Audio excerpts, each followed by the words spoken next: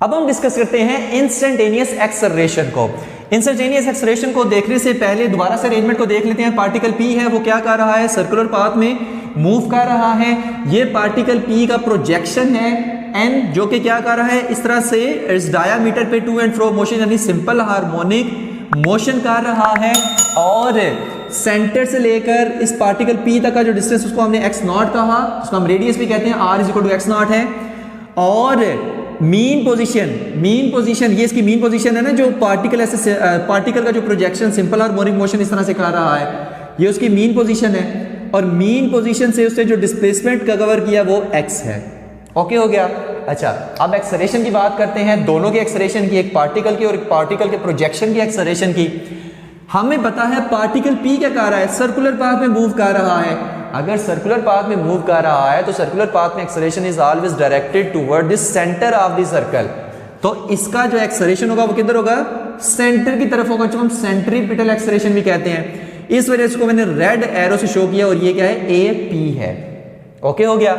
और ये जो पार्टिकल का प्रोजेक्शन n है, ये जो ऐसे टू एंड फ्रो मोशन कर रहा है, ये जो टू एंड फ्रो मोशन कर रहा है, इसमें हमने कहा था कि कोई भी बॉडी का टू एंड फ्रो मोशन कर रहा है उसका acceleration always directed toward mean position होगा। अब ये पार्टिकल का प्रोजेक्शन जा तो ऊपर रहा है, लेकिन इसका एक्सेलरेशन किधर होगा, मीन पोजीशन की तरफ। अगर ये पार्टिकल का प्रोजेक्शन नीचे आ रहा होगा तब भी इसका एक्सेलरेशन किधर होगा, टुवर्ड मीन पोजीशन होगा, क्योंकि acceleration is always directed toward mean position. Simple harmonic motion की डेफिनेशन यही कहती है। तो इसका एक्सेलरेशन किधर होगा, मीन पोजीशन की तरफ, ये ठीक है। इसको हमने किससे शो किया, A से शो किया, और यही A हमने फाइंड करना है, इसी प्रोजेक्शन सेंट्रीपिटल एक्सेलरेशन ही हमने फाइंड करना है। तो सेम टू सेम जो वेलोसिटी का रिलेशन था उसी की तरह हम इसको निकालेंगे। तो देखिए पहले एक्सेलरेशन की टर्म में हम इसको निकालते हैं, ठीक है। सेंट्रीपिटल एक्सेलरेशन क्या होता है, A is equal to V square by R। क्या मैं इसकी जगह लिख सकता हूँ V is equal to R omega, लिख सकता हूं। तो V is equal to R omega, तो ये क्या बनेगा, R square omega square, V की जगह R ओमेगा पुट किया ना, तो R, ये R इससे काट गया, तो A is equal to R omega आ गया, ओमेगा स्क्वायर आ गया। और यहां पर R हमने क्या लिया, x नॉट, और सेंट्रीपिटल एक्सेलरेशन क्या लिया, AP, तो ये आ जाएगा AP is equal to x naught omega square. Okay हो गया। तो ये हमारे पास है सेंट्रीपिटल एक्सेलरेशन। अब हम निकालते हैं इक्वेशंस को। पहले हमने ये ट्रायंगल देखा, ये वाली, ये ट्रायंगल, इसको मेरा दिल है पहले ना बाहर निकाले, एक्सेलरेशन की टर्म में अलग बना लेते हैं, डिस्प्लेसमेंट की टर्म में अलग बना लेते हैं, ताकि आपके समझने में आसानी हो। तो देखते हैं, ये और यहां से ये, यहां पे देखिए ये क्या आ रहा है, AP, ये क्या है एंगल थीटा, और ये क्या आ रहा है A। सिर्फ एक्सेलरेशन की टर्म में अभी मैंने बाहर निकाली जिस समझाने के लिए। ओके हो गया।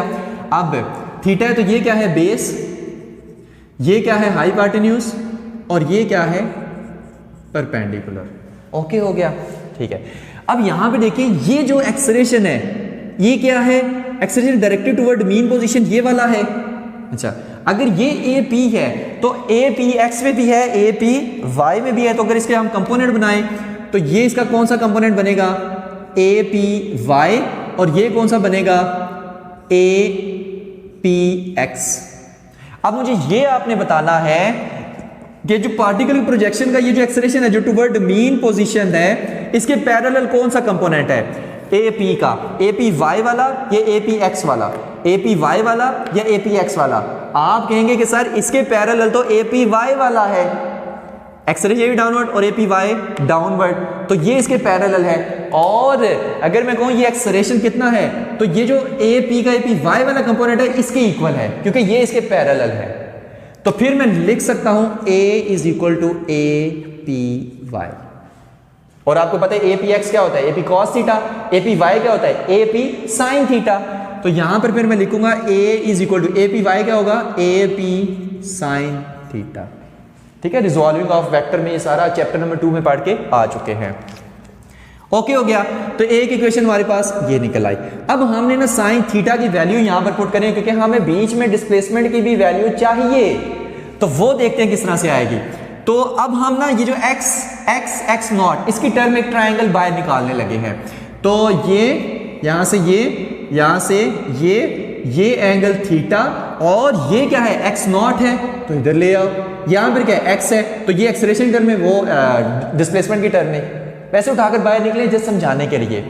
अब यहां पर देखिए कि ये क्या है परपेंडिकुलर, ये क्या है हाइपोटेन्यूज, ये क्या है बेस है, तो यहां से साइन थीटा निकल नहीं सकता, परपेंडिकुलर अवर हाइपोटेन्यूज, परपेंडिकुलर यहां पर क्या है x है, हाइपोटेन्यूज क्या है x नॉट है, ये क्या है साइन थीटा है, तो साइन थीटा की वैल्यू निकल आई है नहीं, इस साइन थीटा की वैल्यू को उठाकर इधर पुट कर दें, कहानी खत्म।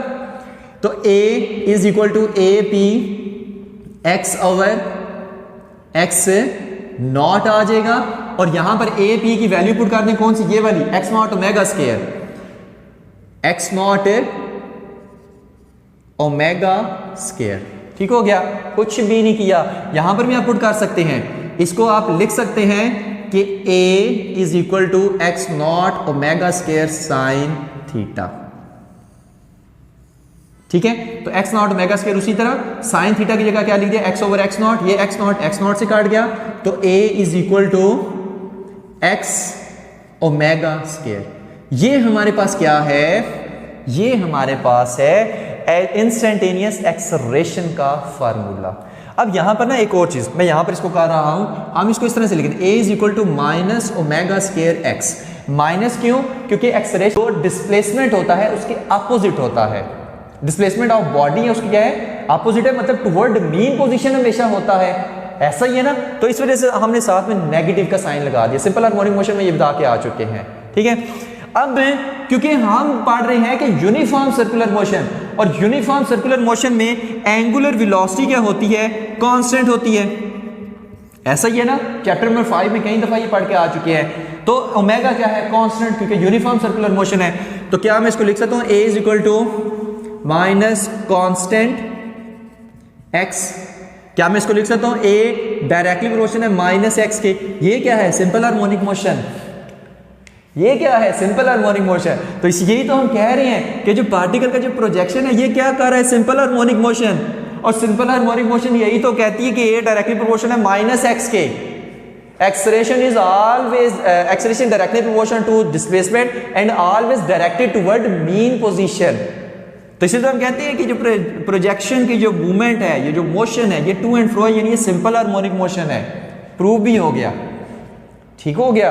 अब यहां पर एक और चीज देखिए, जब भी मीन पोजीशन में हम देखना चाह रहे हैं एक्सेलरेशन कितना है, मीन पोजीशन में एक्सेलरेशन ज्यादा होगा, एक्सट्रीम पे ज्यादा होगा, या मीन और एक्सट्रीम दोनों पे एक जैसा होगा, देखते हैं। तो देखिए अगर हमारे पास x इज इक्वल टू 0 है, x इज इक्वल टू 0 किस पे, मीन पोजीशन पे, मीन पे क्या होता है x is equal to 0, formula क्या है a is equal to minus omega square x, ये वाला निकालें, ठीक है। x इज इक्वल टू 0 यहां पर पुट करें तो a क्या आ जाएगा 0, यानी कि मीन पोजीशन पर एक्सेलरेशन क्या होता है 0। आपसे पूछे मिनिमम एक्सेलरेशन कहां पर होगा, आपने कहना मीन पोजीशन पे, ओके हो गया। अच्छा एक्सट्रीम पोजीशन पे क्या होगा, क्योंकि एक्सेलरेशन होता ही डायरेक्टेड टुवर्ड मीन पोजीशन है ना, क्योंकि उसकी डायरेक्शन ही मीन पोजीशन की तरफ है। अब मीन पोजीशन पे अगर हम मालूम करेंगे तो 0 आएगा, क्योंकि मीन पोजीशन पर आप क्या कहेंगे कि कहां पर है डायरेक्टेड टुवर्ड, ओके हो गया। अच्छा अब इसके लिए क्या, जब x is equal to x naught होगा, यानी एक्सट्रीम पे देखते हैं कि एक्सेलरेशन कितना होगा, तो a is equal to minus omega square x, x is equal to x naught है तो a is equal to minus omega square x naught हो गया, यानी कि एक्सट्रीम पोजीशन पर मैक्सिमम एक्सेलरेशन होगा जो कि किधर होगा, डायरेक्टेड टुवर्ड मीन पोजीशन, और यहां पर मिनिमम एक्सेलरेशन, ओके हो गया। तो हमें सिर्फ x की वैल्यू अगर पता हो ना, ये x की वैल्यू, सिर्फ x की value, x is equal to 0 है, x is equal to x naught है, या x इज इक्वल टू क्या है, कोई और भी वैल्यू हो सकती है, इंस्टेंटेनियस है, तो हम इंस्टेंटेनियस एक्सेलरेशन की वैल्यू फाइंड कर सकते हैं किसी भी पॉइंट पर जो body simple harmonic motion execute कर रहा हो। तो ये था हमारा आज का टॉपिक इंस्टेंटेनियस एक्सेलरेशन। तो यहाँ पर हमारा खत्म होता है इंस्टेंटेनियस डिस्प्लेसमेंट, वेलोसिटी और एक्सेलरेशन वाला। कोशिश की है कि आसान से आसान करके समझा सके। होप सो कि आपको सारा समझ आ गया होगा। Thank you very much. Allah Hafiz.